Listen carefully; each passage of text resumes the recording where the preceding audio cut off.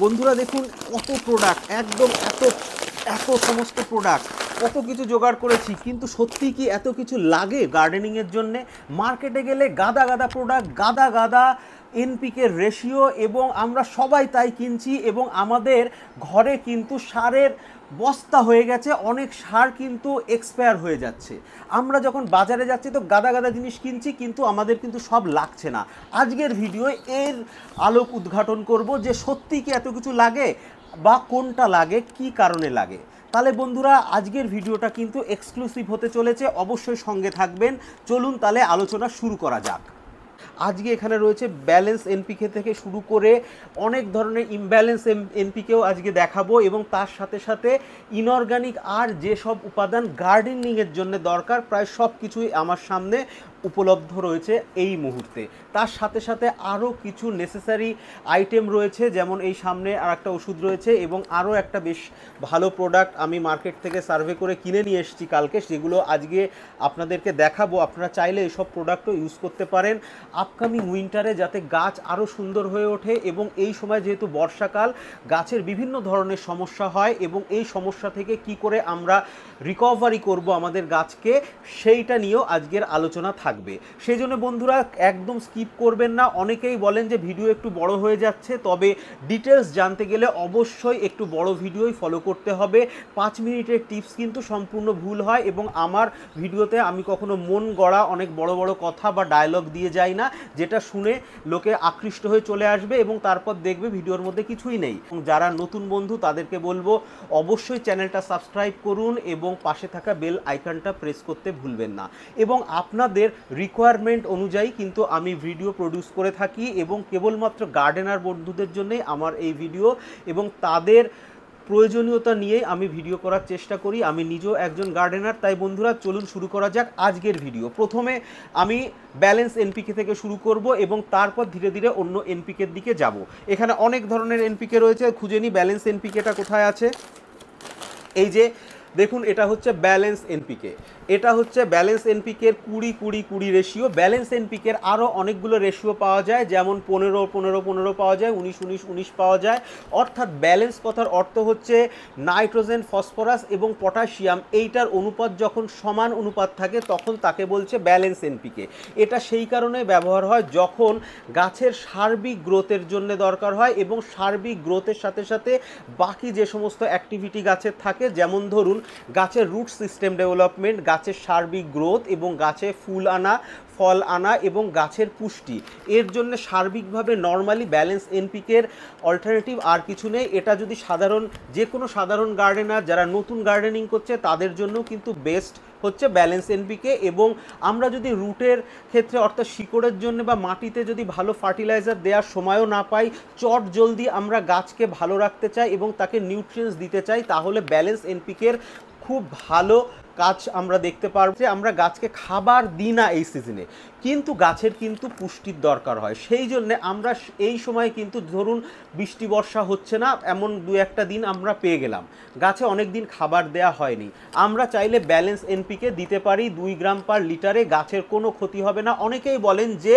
বর্ষাকালে সার দেব না, খাবার দেব না, তাহলে গাছ তো সারের অভাব পড়ে যেতে পারে। যদি মাটিতে সার থেকে থাকে আগে থেকে তাহলে একরকম ব্যাপার, কিন্তু অনেক ক্ষেত্রে দেখা যায় দীর্ঘদিনের পুরনো গাছ যার রুট সিস্টেম অনেক পুরনো, সেক্ষেত্রে কিন্তু মাটিতে খাবার থাকে না, এবং গাছ এই বর্ষায় সারভাইভ করে থাকতে এবং তাকে টিকে থাকতে গেলেও কিন্তু অনেক পুষ্টির দরকার হয়। সেই সমস্ত ক্ষেত্রে ব্যালেন্স এনপিকে আমরা ব্যবহার করতে পারি। বন্ধুরা এর পরের আইটেম হচ্ছে এনপিকে 12-61-0। এখানে নাইট্রোজেন, ফসফরাস এবং পটাশিয়ামের অনুপাত নির্দিষ্ট করা হয়েছে 12-61-0। এখানে 12-61 হচ্ছে নাইট্রোজেন এবং ফসফরাস। এই এনপিকে বিশেষত ছোট গাছের জন্য ব্যবহার করা হয়।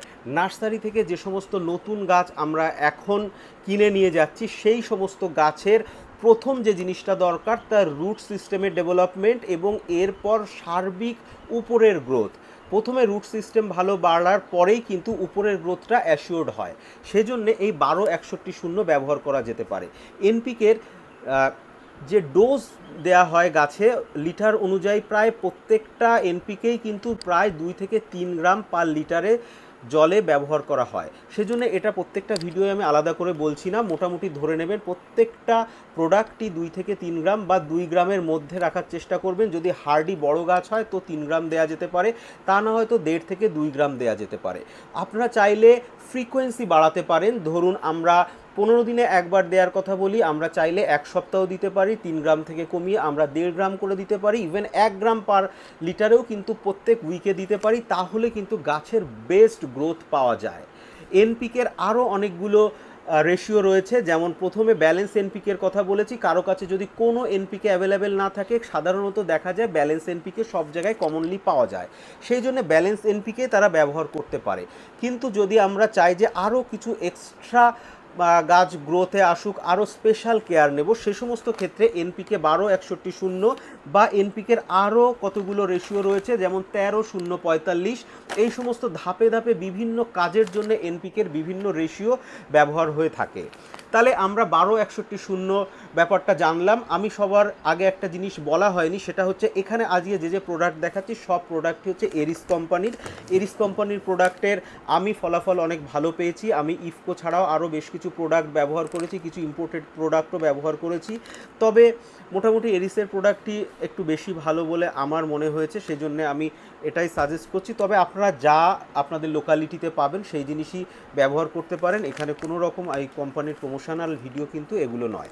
এরপরে আর একটা আইটেমে আসা যাক, সেটা হচ্ছে 13-0-45। এনপিকে 13-0-45-এ নাইট্রোজেন এবং পটাশিয়াম রয়েছে, মাঝখানে ফসফরাস কিন্তু নেই। এই পার্টিকুলার প্রোডাক্টটা কাজ করে হচ্ছে গাছের গ্রোথ এবং তার সাথে সাথে গাছের স্টেবিলিটি অর্থাৎ গাছকে একটু মজবুতি দেয়া, গাছ একটু স্ট্রেন্দিং হবে এবং তার সাথে সাথে গাছের ফুল আনার ক্যাপাসিটিটা ধীরে ধীরে বাড়বে। এইখানে আমরা প্রথমে যদি বিচার করি যে কোন এনপিকে আমরা প্রথম গাছ কিনে ব্যবহার করব, তাহলে সেটা হচ্ছে 12-61-0 আমরা প্রথমে ব্যবহার করতে পারি, এবং তারপর যদি আমরা চাই তো 13-0-45ও ব্যবহার করতে পারি।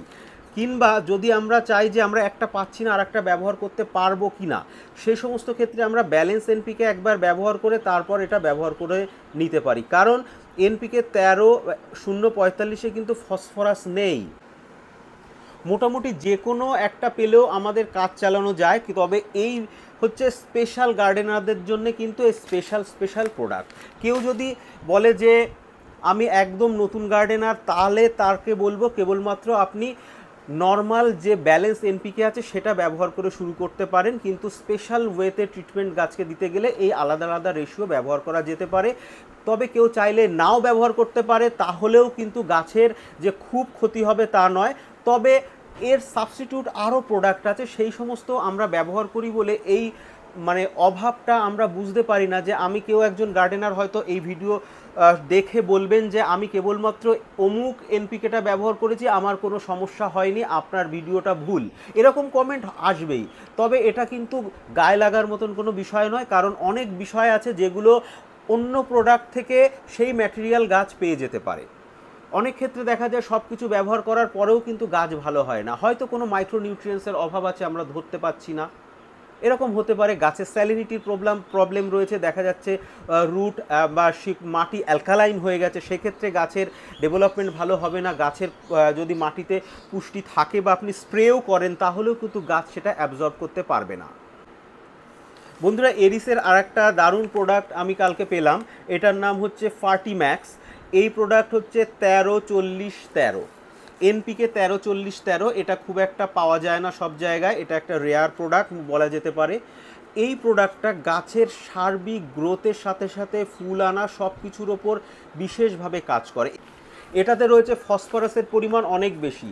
ফসফরাস গাছের যে ফ্লাওয়ারিং ক্যাপাসিটি এটাকে বাড়িয়ে দেয় এবং গাছের সার্বিক গ্রোথ, বেশি পরিমাণে শুটস আনা, এইগুলোকে খুব ভালোভাবে এনহ্যান্স করে। সেই জন্য বোগেনভিলিয়া, গোলাপ, জবা এই সমস্ত গাছের জন্য কিন্তু এই 13-40-13 এনপিকে কিন্তু বিশেষভাবে কার্যকারী একটা ইনঅর্গানিক ফার্টিলাইজার।